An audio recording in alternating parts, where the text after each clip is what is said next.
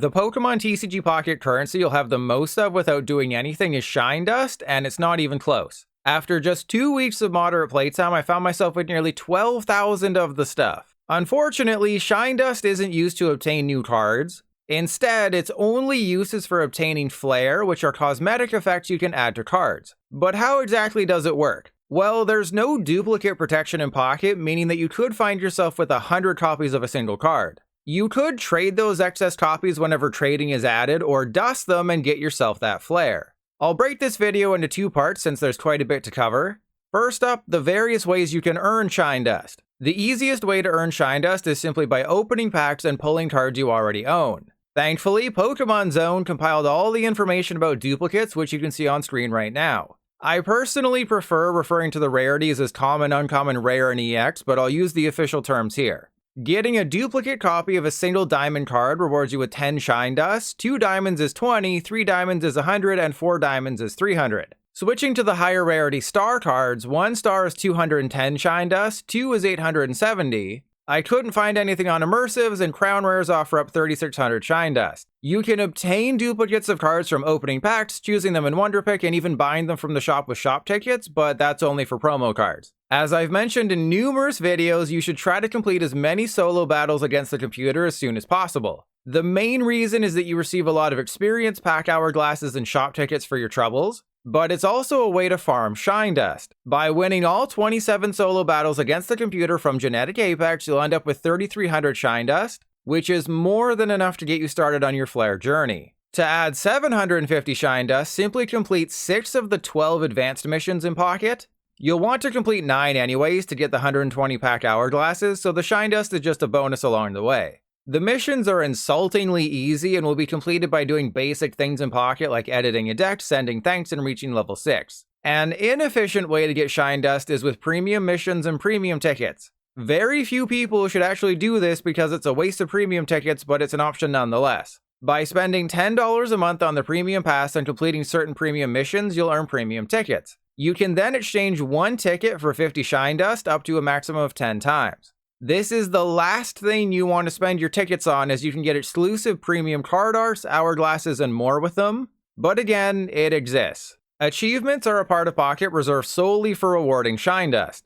By clicking on your profile at the top of the homepage and then scrolling down, you'll see a long list of achievements to complete, ranging from opening booster packs to collecting cards and for winning battles. While it might seem at first that this is an insane way to farm Shinedust, like you're a rancher with a 100 mil tank out in the pasture boasting full sacks, that's unfortunately not the case. There's currently 18 different achievements, each with 4 tiers represented by different colored metals: bronze, silver, gold, and platinum. Completing the first tier rewards 30 Shinedust, the second 50, the third 70, and finally the fourth gives 100.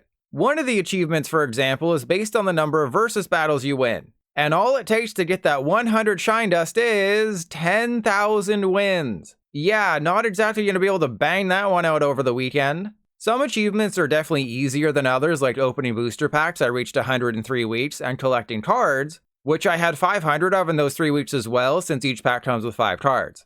Ultimately, if you fully complete all 18 achievements, you're only going to get 4,500 Shinedust. And considering that there's less than 300 unique cards in Pocket right now, getting to 5,000 registered cards in the card decks is going to take several years to complete. So out of all these methods, duplicates, advanced missions, and solo battles will be your best way to get that sweet, sweet Shinedust. Switching over to unlocking Flair and how much it costs, both Cerebi and Pokemon Zone did a lot of the heavy lifting. It might look a little intimidating at first, but it will make sense once you get your fingers on Pocket. At this point, you should already have a decent amount of Shinedust, but that's only half the equation when it comes to obtaining Flair. The second part is those extra copies of cards you'll be destroying forever, like my hopes and dreams after turning 40. In terms of the exchange rate, you'll need to dust 3 copies of 1 diamond cards for Flair, with 2 diamonds at 2 copies and every other rarity only requiring 1 copy. The amount of Shinedust needed ranges anywhere from 50 to 90,000, so don't waste it. The easiest way for anyone to Flair a card is by using promo cards. Professor's Research and Pokeball are both available for 2 shop tickets each in the shop, and as you probably know, you can get at least 5 shop tickets every day.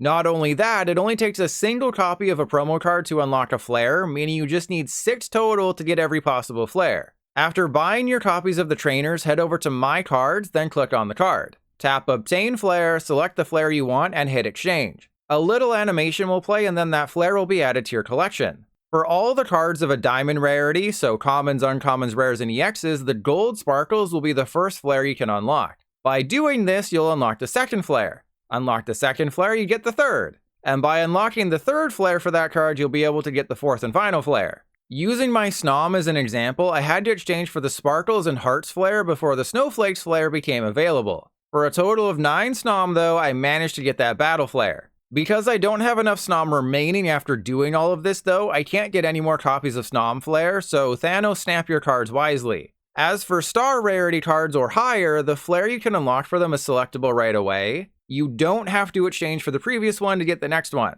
though they are much more expensive and take anywhere from 500 to 20,000 Shinedust. You're probably thinking that the process of applying that flare you just bought is easier than taking off a pair of socks. Well, you'd be incredibly wrong. Now, I will say that previewing the flare is simple. You just tap on a card in My Cards, hit the Card Plus icon in the top left, and all the flare you have will appear. But in order to apply flare to a card in Pocket for battles, you must leave this section and go to Edit a Deck. Here's where you have to be careful. Clicking on the card itself will remove it from your deck. Hitting the Cosmetics button will allow you to apply the flare. Except the Cosmetics button is affixed to the card and only 10% of the size. So very carefully tap that flare icon on whatever cards it appears on. You'll see all the flare you've unlocked for that card and can apply it. To make things even more annoying, you have to apply the flare to each copy of a card individually. So because I only have one of the Snowflake Battle Flair, I can only give one Snom the Snowflake Battle Flair. The other one had to be given a different flare. Now, despite the distinction between Cosmetic and Battle Flares, as you can see in the gameplay, both appear on the Snom. While you might think Cosmetic is only Cosmetic and Battle is only Battle, it's Battle that's only Battle and Cosmetic is for Cosmetic and Battle. Yes, it's confusing. But the end result is that any flare you obtain can appear in a battle so long as you set it ahead of time. As the in-game explanation for flare says, Cosmetic flare is applicable to binders, display boards, and decks, while Battle Flare is only applicable to decks. There's way too many different types of flare to show off here, but if you're interested, click on the Cerebi link in the description. If you don't care about making your cards sparkly, there is one more thing you can use Shinedust for: obtaining special shop tickets. By dusting a star or crown rarity card plus the required amount of Shinedust, you'll end up with anywhere from 1 to 64 special shop tickets.